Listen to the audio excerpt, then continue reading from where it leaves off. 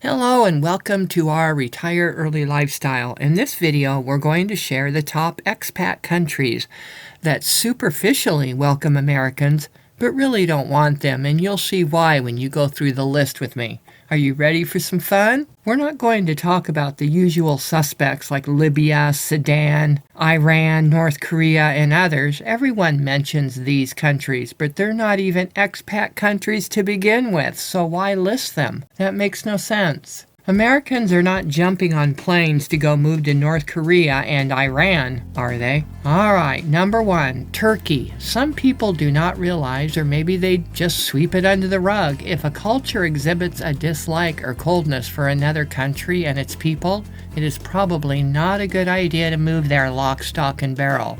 I'm not even real sure you would want to visit. I know, you may say, it's just the government that doesn't like the USA, not the citizens. Well, think again. You'd better be careful with that because many of these citizens in other countries, like Turkey, have been shielded from the truth by their governments, and so the locals don't really have a clue of what's really happening in their own country or in the world.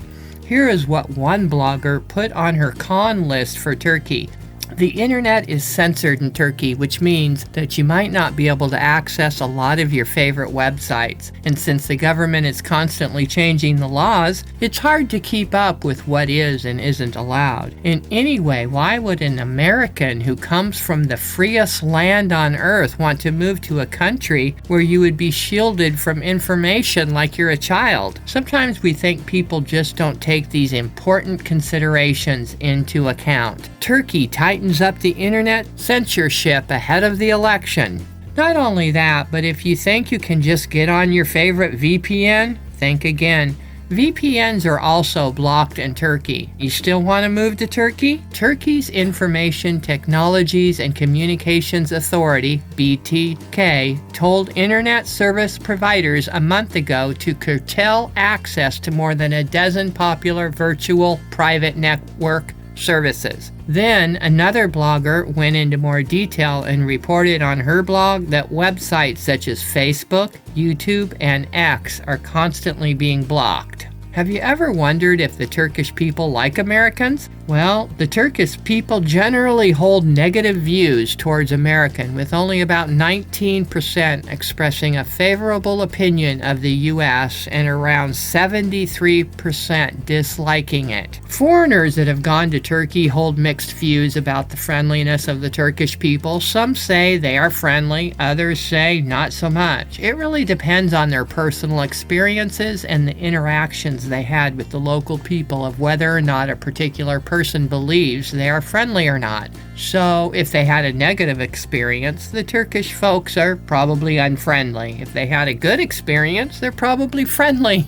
British woman raped in Turkey told by the Foreign Office to just never mind, just go ahead and keep enjoying your Turkish holiday. Sunseekers flocking to the popular holiday destination consulted UK embassy staff after being victim to horrendous attacks. The UK Foreign Office has issued an urgent warning to Brits who have holidays booked to Turkey this summer. There has been a rise in sexual assaults and rapes at Turkish seaside resorts, it says, following the release of new data. Officials said that in 2023, dozens of holiday makers approached the UK embassy in Turkey following attacks. The figures center on sexual assault, including rape, reported to British consular staff. In the update, the Foreign Office said that in 2023, 42 cases of sexual assault, including rape, were reported to British consular staff in Turkey. Most of the cases happened during summer holidays in coastal tourist areas. How does this sound to you? Does this sound inviting and welcoming?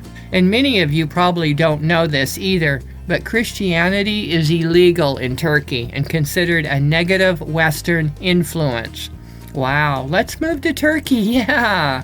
Christians are viewed as a negative Western influence, and those who choose to follow Jesus, whether from Islam or secularism, can face pressure from their families and communities to recant their faith. Now, seeing that about 70 to 80% of Americans say they believe in Jesus and consider themselves to be Christians, what business would you have moving to a country that will persecute you for being who you are? I think this is a legitimate question. About 80% of Americans believe that Jesus Christ was a real person who actually lived, with 55% expressing complete certainty of this belief. Additionally, more than 60% of Americans report having made a personal commitment to Jesus Christ. I don't know about you, but if I can't wear a t-shirt or a hat saying I love Jesus, I don't want to live in that country, period. If I can't help an addict or lost soul on the street and witness to them about the power, grace, and salvation of my Lord and Savior Jesus Christ, then that country is not for me. Even for those that don't hold that particular belief, it should occur to you that because the freedom to have a belief that is not necessarily held by most of the people of Turkey and their government is curtailed, that should be a major red flag. And in fact, history proves when a minority belief is castigated and this position is actually supported by government, any government, even your own, watch out. I believe that some people are in just too big of a hurry rushing over to some of these foreign countries trying to be everyone's pal in lands that are so different from their own in lifestyle, beliefs, faith, and religion. Is it even possible to enjoy your own way of life in a country that is poles apart from your own? Do people even think about the ramifications of this type of long-term move? Reality tells us that the American-Turkey love affair will not be a good match, and that most likely you won't make it past the first year together. There are so many more important aspects to consider besides the weather and the economics of a country when you move abroad. Moving on to number 2. South Africa and 9 provinces in South Africa. Foreigners have had a challenging time for decades living in South Africa. All areas have high crime and people still move there. According to this report, there are over 10,000 American expatriates residing in South Africa, primarily concentrated in the major cities like Cape Town and Johannesburg. The country is home to a diverse expatriate community contributing to its culture and economic landscape.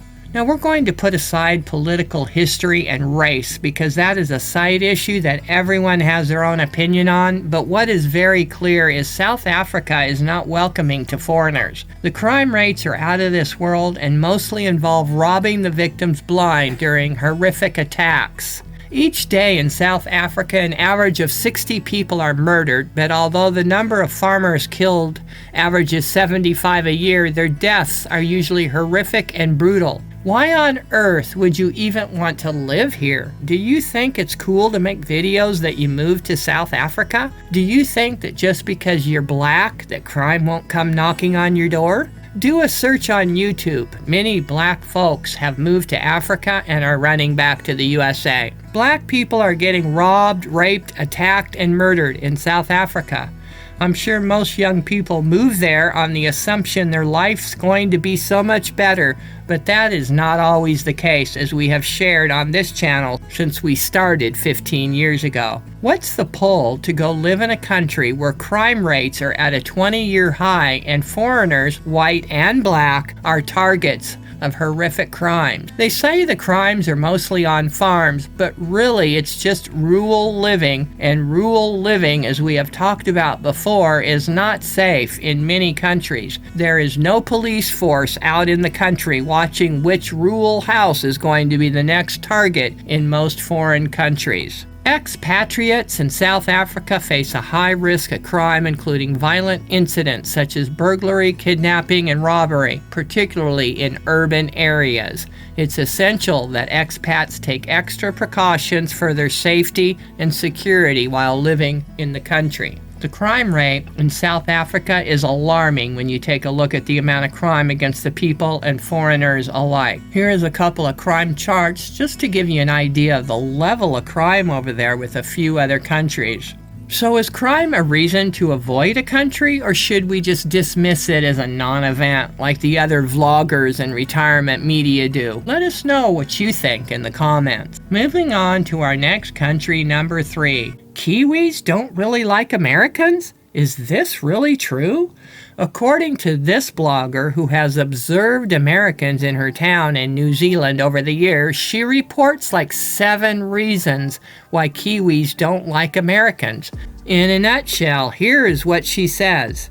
It's true. Kiwis don't really like Americans. We generally don't like or trust Americans. Sad but true. Sorry if you're an American. Make sure you know other Americans that you plan on socializing with when you come out to New Zealand. Otherwise, unfortunately, as many of you are finding out, you're likely to remain socially isolated. Out of all the English-speaking world, Kiwis dislike Americans the most. Probably unfairly. If you would like to see her 7 shallow reasons why she says Kiwis don't like Americans, here is her website. Have at it. But just a heads up, it's the same old stereotypes we hear all the time. And of course, this is just one person's opinion, and so it could be she had a falling out with an American, and now she's pitting all Americans into this I dislike Americans basket. Oh well, 2 years ago we made a video about New Zealand inviting foreign workers, and so sometimes we have to take these generalizations just with a grain of salt. But if a Kiwi is saying negative things about the American presence in her town, we still should take a look at it just to see what they're saying. The Kiwis say they have mixed feelings about Americans, but why would that be? If only a quarter of the New Zealanders have feelings of indifference towards Americans, then it is a serious matter.